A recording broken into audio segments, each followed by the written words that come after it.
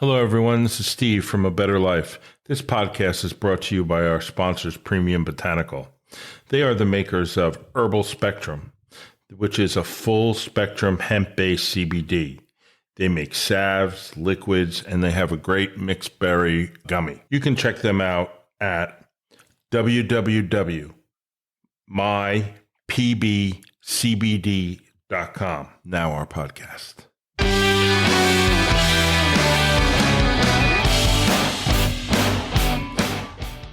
Hello, everyone, and welcome back to A Better Life with George and Steve. Tonight, you just have me. George is still in Japan, and he's been there for a few weeks, so we've put our podcast to the side. I know it's been a long time. I've heard from a lot of you. When's the next podcast? That's why you have me alone. I hope everyone is well. I hope everyone's had a good few weeks. It's finally made the transition to spring. I'm glad it's here. I'm looking forward to doing a little traveling over Memorial Day weekend. I'm going to go visit my sister up in Bar Harbor, Maine, and I love it up there. I'd like to move there, but unfortunately I live here. So there's a few things I'd like to talk to you about tonight. The first thing I'd like to mention to you is about the newly found heart, if you will, of our New York teams. All of a sudden, and maybe it isn't really all of a sudden, I'm just beginning to notice that the New York Knicks and the New York Rangers have developed this ability to fight and to win. And it's not as much winning as they have heart. They leave everything on the ice or the court. They fight to the end. Of course, tonight, being Mother's Day, happy Mother's Day, belated Mother's Day to most people by the time you hear this, to everyone out there, but the Knicks got their butts kicked tonight, and pretty much the first time. It was a close game they lost to. They're now 2-2, but they're not very deep. That's the problem with the Knicks. They're not very deep. They don't have a lot of players coming in off the bench. I think the other night when they were looking, even when they won, the Knicks had 3 or 4 points off the bench, and the Pacers had 42. So the Knicks have been really fighting. They beat the 76ers. They gave them a real run for their money, and they beat them handedly. Every game was close. Every game was amazing. New stars have come out of the woodwork. Surprising new stars, at least surprising to me. Jalen Brunson. He has played better than almost anyone you could imagine in history for these last few games in the playoffs. We've seen Dante DiVincenzo. We've seen OG, Josh Hart. All these players. Now, they have 3 players from the national championship, Villanova Wildcats. So these players are familiar with winning. They have it in their DNA, so to speak. So it's been amazing to watch. And it's great to see this resurgence come to the Garden. This Knick team. The old players have all been rolled out, from Patrick Ewing to John Starks to Carmelo Anthony. You see them all there. Frazier sitting on the sideline. The great players from the past, they're all there, and they're rooting their team on. It's a great thing to see. Obviously, in my opinion, we're probably one great player away, even though this team could win if their bench was a little deeper, but I don't think they're going to make the cut with their bench the way it is. We have injured players. It's difficult. I think it's difficult to continue to play at that high level and wear yourself out. The other team we need to talk about is the New York Rangers.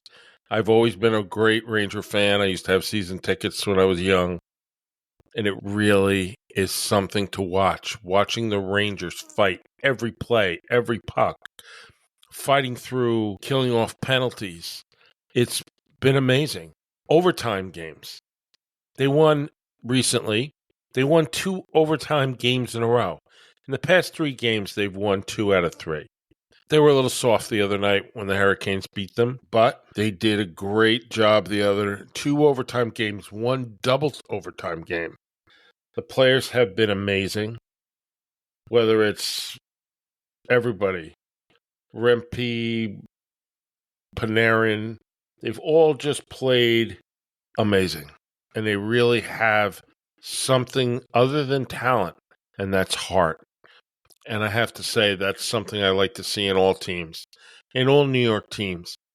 You can't always have the best players, but you can always give the best effort. And it's nice to see these professional players in today's time where players don't always give it their all.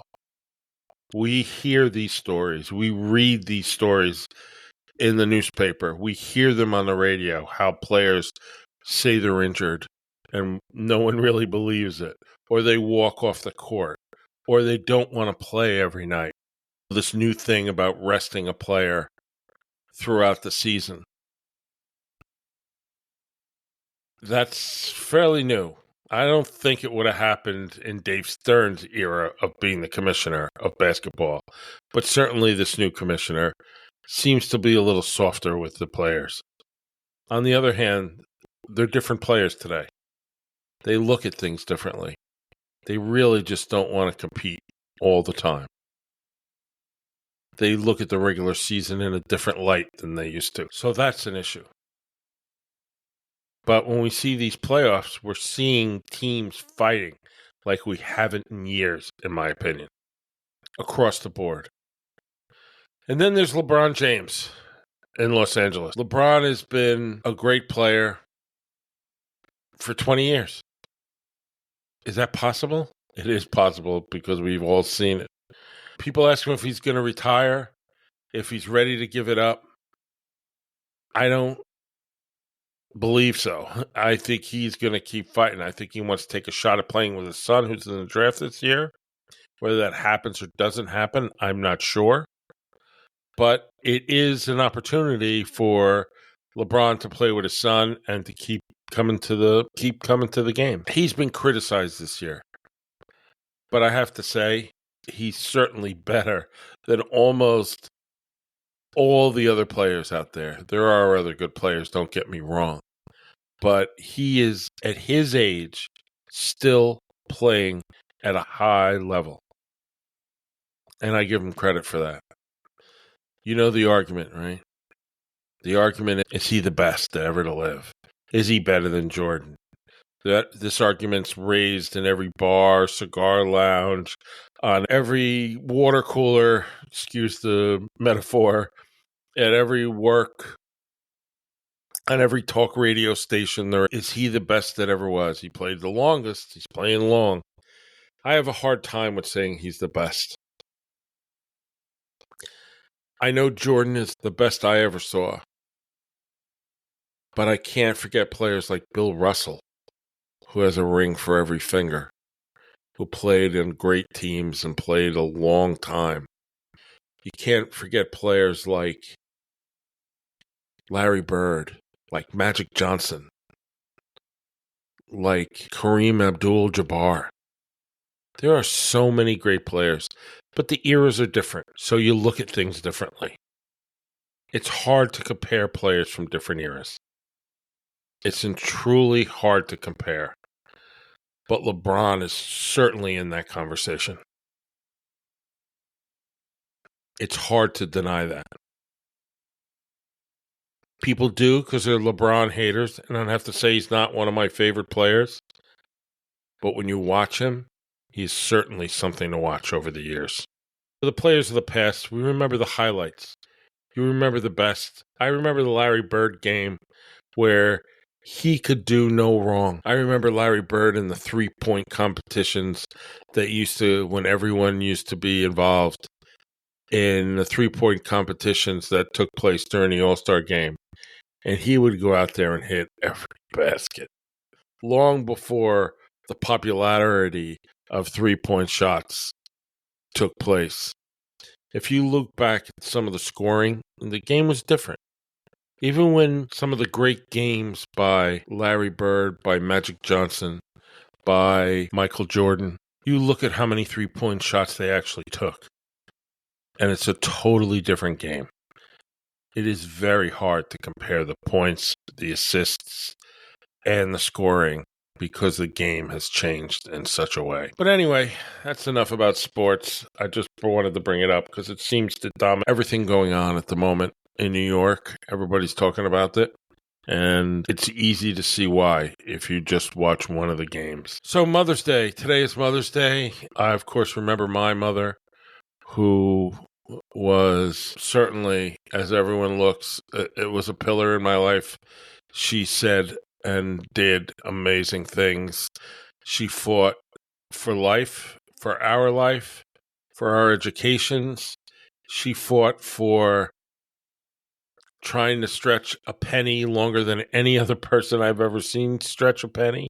She did it with a small budget and probably at least one and maybe two children that didn't really understand how tight the budget really is.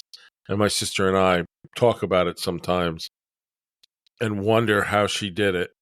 My father was there, obviously, but he was either working. She was the day-to-day person. She was the one that dealt with all the difficulties and was always there to answer the questions. And I wasn't easy. To be honest, I was certainly not easy.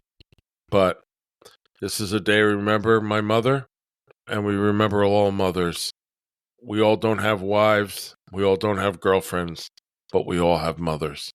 So happy Mother's Day to everyone out there. It may be belated when you finally hear this. I'd like to talk briefly about the Met Gala, which takes place, as some of you may know, the first Monday in May. I don't know how anyone gets invited to the Met Gala. I don't know why anyone goes to the Met Gala. Other, it's the center of the fashion universe, pretty much ran by Vogue. It helps raise money for the exhibition that goes on there regarding fashion. I remember many years ago when I was a shoe salesman or a buyer or a manager of different various shoe stores and companies. There was a gentleman that always used to call me, and he was one of the directors of the Museum of Fashion, which I think now has been incorporated into the Met. And he would come in and look at our entire line of shoes and ask questions, and then pick certain shoes that he would buy to put into the collection. It was interesting because I was always amazed on what he collected and what he wanted. Originally, I thought he was buying them for himself, but then I realized they couldn't fit him. The Met Gala, it's funny, there's a theme, and people wear dresses that you cannot wear anywhere else. They're made into the theme, and it's almost like a costume ball. It's pretty amazing. Some of the things are so strange that you really can't even walk up the steps. People have to be carried. Now, I don't know how that makes any sense, but it's certainly interesting to watch. I saw so many dresses that were absolutely amazing and beautiful, and so many that just made me scratch my head. And I have an appreciation for fashion, being in the fashion business for a long time before I am in my present career, whatever that may be at this time. But I always find it interesting who goes to these things. You always see the hot person at the moment, the person that's, I don't want to say getting their 15 minutes, but are new to the pinnacle of notoriety. They are now famous. I remember the first Kardashian experience there, and now they're staples. Everybody waits to see the Kardashian sisters' dresses, and they range all different kinds of things. And now the gentlemen have got into the act with it too. They are all wearing all kinds of different things. It's funny. It's amazing. It's nice to look at. If you've ever seen the documentary, The First Monday in May, it's entirely about the Met Gala. And if you're interested, it's definitely something to look into. And I think Vogue is doing a good job with realizing the changing movement in America. And that is, it's no longer networks. It's no longer television networks that control the information or setting the pace for the Americana of our existence at the present time. It's now these trendsetters, these people that have podcasts, not mine, of course. These people like Joe Rogan, people that are super popular, that have podcasts, that have different trendsetters. Matter of fact, Vogue used, what's her name? Chamberlain. I can't think of her name off the top of my head. Emma Chamberlain to be like the host and interview people.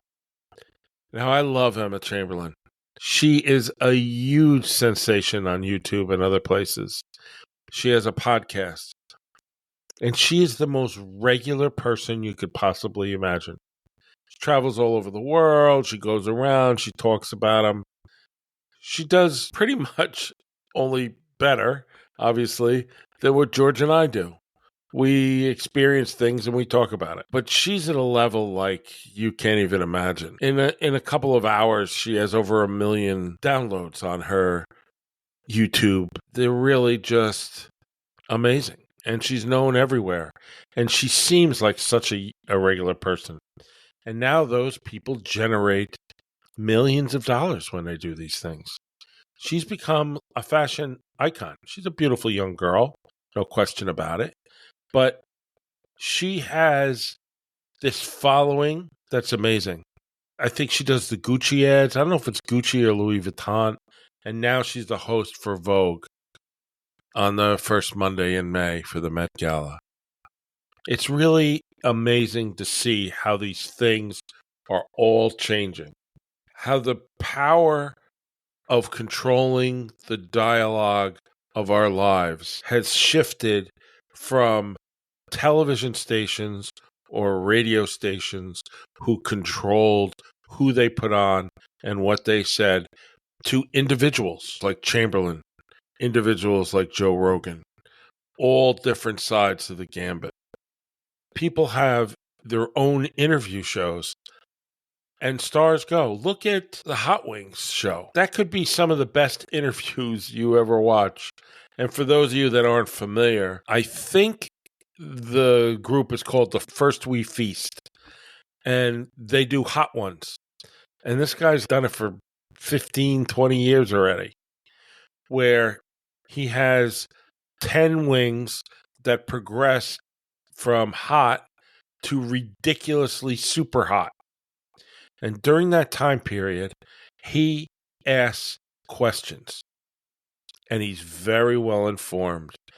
And there isn't an episode that goes by where the guest doesn't say, boy, you really did your research. And he really has. And he asks great questions. And due to the heat of the wings, everybody's off guard. They're not guarded. Sometimes they're cursing him because their mouth is on fire and they're drinking water and milk and sometimes ice cream. Once in a blue moon, they walk off and say, listen, I'm not doing this anymore. I'm out of here. But rarely, very rarely. We've seen everyone from Dua Lipa to Chef Ramsay to Mike Tyson, all different people. And you're amazed on some people can eat hot food and some people you cannot. And everyone promoting something goes on it. Why? Because he has millions of watchers and millions of people get to see you and what you're promoting. It's really a changing environment. What's come important to us, even me, the first thing I turn on isn't the news. I don't watch the news anymore. It's too orchestrated. It doesn't matter if you're from the left or you're right. There's no independent journalism really anymore. There may be some on some of the public broadcasts, but I can't watch somebody go on and on. There's stations out there that just spend their entire day bashing the other representative of the person of the party they don't agree with. They spend their whole day doing that. When the United States Supreme Court allowed the Pentagon Papers to be released to the newspapers after a challenge by the Nixon White House and by the Solicitor General, who at that time was William Rehnquist, who later became the Chief Justice of the Supreme Court. A little side note is he went to law school with Sandra Day O'Connor, and they both ended up on the court. And it's pretty interesting. But anyway, the quote, and forgive me if I beat it up, but the quote is, we must let true information We must let information flow to the people of America. Why? Because it's only an informed electorate who can vote and make decisions on how the country is supposed to be run. How are we supposed to do that when we're not informed? How are we supposed to do that when we're not being told the facts to make our own decision? Rather, a jaded view of whatever your affiliation is. It's bizarre to me what has happened. It's impossible to watch the news. And I'm not saying I have an affiliation for one party over the other. My affiliation is with the truth. And granted, there is spin. People spin what happened. At the end of the day, there needs to be some truth. There's many a day I go out into the world and I see something and I wonder, is what this person's telling me about different people who are in power in this country true? Or are they making it up? Or are they slanting it? How are you supposed to know? I don't know. I just sure hope they're not doing it on purpose. And that feeds back to the problem with social media. That social media isn't always truthful. So there's that truth. The people, that's because they don't watch the news anymore. They watch social media. I do it too. I watch YouTube. I watch people on YouTube, and I hear about my hobbies or my interests, whether it's cooking, whether it's movies, whether it's antiques. I'm interested. And I'd like to learn the truth about so many things. And for some reason, we're at a point in America, certainly a turning point, where truth has become difficult to find. I'm always reminded by George Orwell's 1984 about the Ministry of Truth and how they go back in the book and they change the past. And they eliminate what they don't want to be true and they delete it. And that's okay that they delete it for us because we remember it. We're first-hand viewers of what happened when they delete things that are current. But future generations won't know the truth because it's been parceled and propped up and bastardized in a way that no longer reflects what actually happened. It is, at best, unfortunate. But anyway, it is important. And the reason I bring it up is because it's the changing way that we are getting our information. We now look to these people on the internet that we actually have some belief in. Years ago, when they would take polls on who's the most admired men in America, you would get names from newsmen. Walter Cronkite. It was a long period of time. Walter Cronkite was the most popular man in America, the person that people believed in. When something happened in the world, you looked to Walter Cronkite to tell you, whether it was moon missions, whether it was explosions, whether it was war, and back then, whether it was assassinations. You looked to him because we believed in him. Who do we believe in today? Who is that person that we rely on out there giving us truth? I'd love to know what you think.